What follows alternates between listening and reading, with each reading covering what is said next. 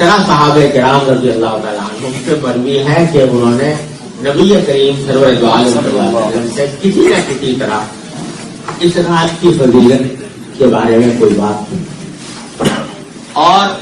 یہ درست ہے کہ ان میں سے اکثر حدیثیں ایسی ہیں کہ جن کی سند بہت زیادہ مضبوط نہیں ہے، کمزور ہے، اور بعض ایسی بھی ہیں جن کو حسن کے درجے تک پہنچایا جا سکتا ہے۔ لیکن یہ محدثین کا جانا پہچانا طریقہ ہے کہ اگر فرض کرو کوئی حدیث اگر کمزور بھی ہے لیکن متعدد ذرائع سے آ رہی ہے، بہت سارے ذرائع سے آ رہی ہے، تو وہ اس میں قوت آ جائے۔ ایک بات ہے آپ نے ایک آدمی سے سنی، چاہے وہ آدمی قابل اعتماد ہو یا نہ ہو، لیکن وہی بات دوسرا بھی کہہ رہا ہے، تیسرا بھی کہہ رہا ہے، چوتھا بھی کہہ رہا ہے، پانچواں بھی کہہ رہا ہے، یہاں تک کہ 8، 10، 12 آدمیوں نے کہا، تو پھر اس سے ایک آدمی کو کسی درجے میں اعتماد ہو جاتا ہے، کوئی بہت سارے لوگوں نے یہ بات کہی۔ اسی طرح حضرات محدثین فرماتے ہیں کہ جو اگر کوئی حدیث متعدد طرق سے آئے، متعدد ذرائع سے آئے، تو وہ قابل قبول ہے، ایک بات۔ دوسری بات یہ کہ اگر کوئی حدیث اگرچہ سند کے اعتبار سے کمزور ہو، کمزور ہونے کا معنی ذرا سمجھ لیجیے، سند کے کمزور ہونے کا معنی یہ ہوتا ہے کہ اس میں کوئی راوی ایسا ہے کہ جس کے حافظہ اعلی معیار کا نہیں ہوتا، یا اس کے حالات پوری طرح معلوم نہیں ہے، تو اس وجہ سے اس کو کہہ دیتے ہیں یہ کمزور ہے۔ لیکن کمزور آدمی ہمیشہ تو جھوٹ نہیں بولتا نا بھائی، کمزور اگر کوئی آدمی حافظہ کمزور ہے کسی کا، میرا بھی کمزور ہے بہت، تو لیکن اس کا مطلب یہ نہیں ہے کہ مجھے کبھی کوئی بات یاد ہی نہیں رہے گی، یا اگر میں کمزور ہوں تو جو بات بھی کہوں گا غلط ہوگی، تو اس میں صحیح ہونے کا بھی احتمال ہوتا ہے، غلط ہونے کا بھی ہوتا ہے۔ لیکن جب بہت سارے لوگ اس طرح کی بات کہتے ہیں تو پھر اس کے اندر ایک قوت آ جاتی ہے۔ تو ایک اصول محدثین کا یہ ہے کہ اگر اسناد کسی حدیث کی کمزور ہے لیکن امت کا تعامل چلا آتا ہے، یعنی بڑے بڑے صحابہ تابعین کے وقت سے لے کر لوگ اس کے اوپر عمل کرتے چلے آ رہے ہیں، تو بھی اس سے پتہ چلتا ہے کہ یہ بے اصل نہیں ہے، اور ایسی بہت سی مثالیں آتی ہیں۔ تو شب برات کے بارے میں بھی ایسا ہی ہے کہ اس کے بارے میں ایک طرف تو حدیثیں مختلف ذرائع سے ہیں، اور دوسرے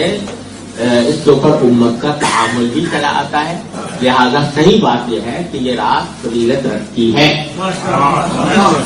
اور فضیلت رکھنے کے معنی یہ ہے کہ اس میں جتنا آدمی عبادت اللہ تعالیٰ کی عبادت کرے اس امید ہے کہ انشاءاللہ اس کے اوپر ثواب، اجر و ثواب زیادہ اس کو حاصل ہوگا، عام راتوں سے زیادہ حاصل ہوگا۔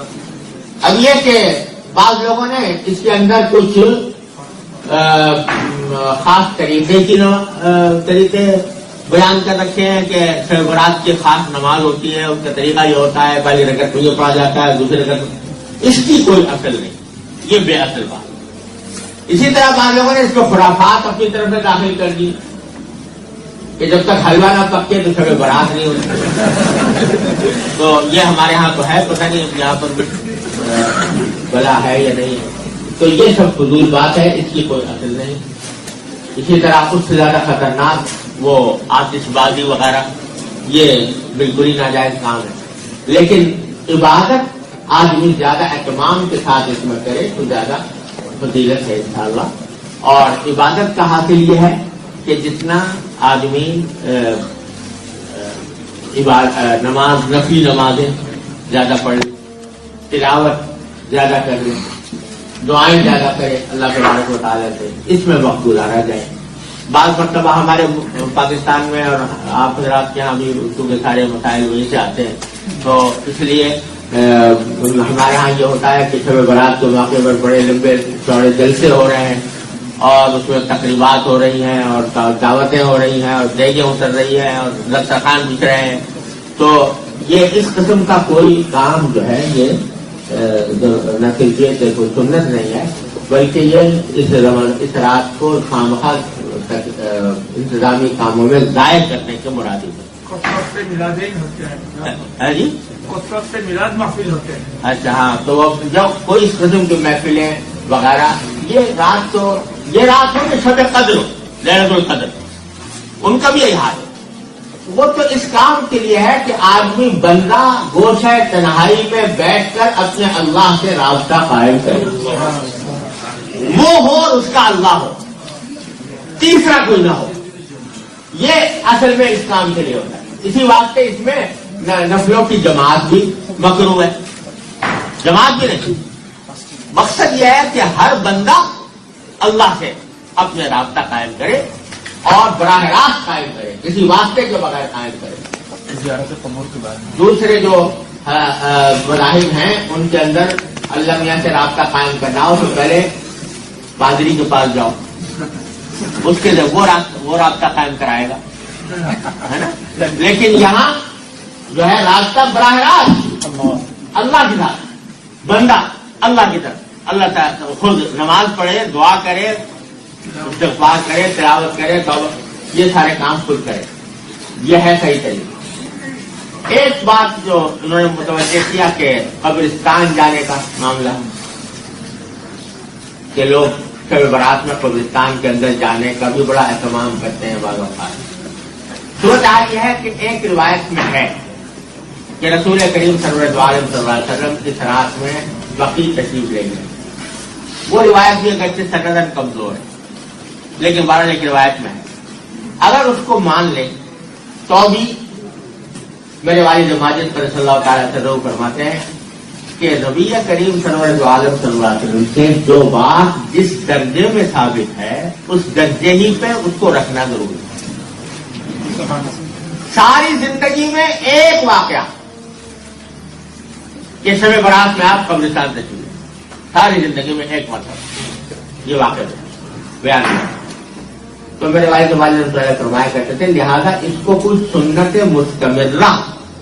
نہیں قرار دینا چاہیے، بلکہ کبھی چلے گئے کبھی نہیں بھی. کبھی اگر اس خیال سے چلے گا کہ چونکہ رسول کریم صلی اللہ علیہ وسلم زندگی میں ایک مرتبہ تشریف لے گئے تھے تو لا بھائی ہم بھی چلے جائیں، تو اس میں بھی کوئی نہیں. لیکن اس کو ایسا لازمی بنا لینا کہ شب برات جب آئے گی تو ضرور قبرستان جائیں گے، یہ بات جو ہے وہ درست نہیں،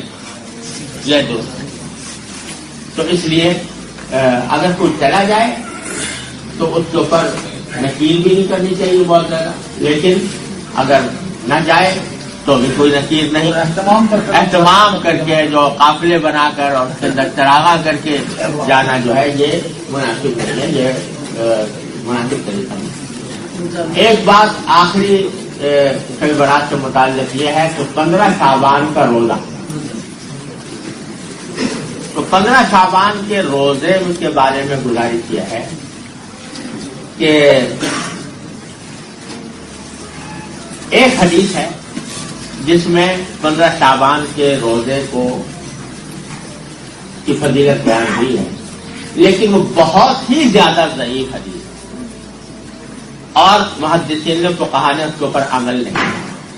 چنانچہ فقہاء کرام جہاں نفلی روزوں کی تفصیل بیان فرماتے ہیں وہاں 15 شعبان کے روزوں میں روزے کا ذکر نہیں فقہ کی کتابوں میں. لہذا صحیح بات یہ ہے کہ شعبان کے سارے ہی دن روزے، ہر دن روزہ رکھنے کی فضیلت ہے، یکم شعبان سے لے کر آخر شعبان تک سوائے آخری 2 دنوں کے. باقی دنوں میں جس دن بھی روزہ رکھے آدمی وہ فضیلت ہے. تو اس دن بھی فضیلت، 15 دن کو فضیلت. اور خاص طور پر یہ جو ایام بیز ہیں یعنی 13، 14، 15 یہ اس میں حضور اکرم صلی اللہ علیہ وسلم کی بکثرت روزے رکھے ثابت ہے، لہٰذا 15 شعبان کو روزہ رکھے تو وہ بھی ٹھیک ہے. لیکن خاص اس 15 شعبان کے 15 شعبان ہونے کی وجہ سے روزہ رکھنے کی فضیلت نہیں ہے. لیکن کوئی رکھنا چاہے تو اس نیت سے رکھے.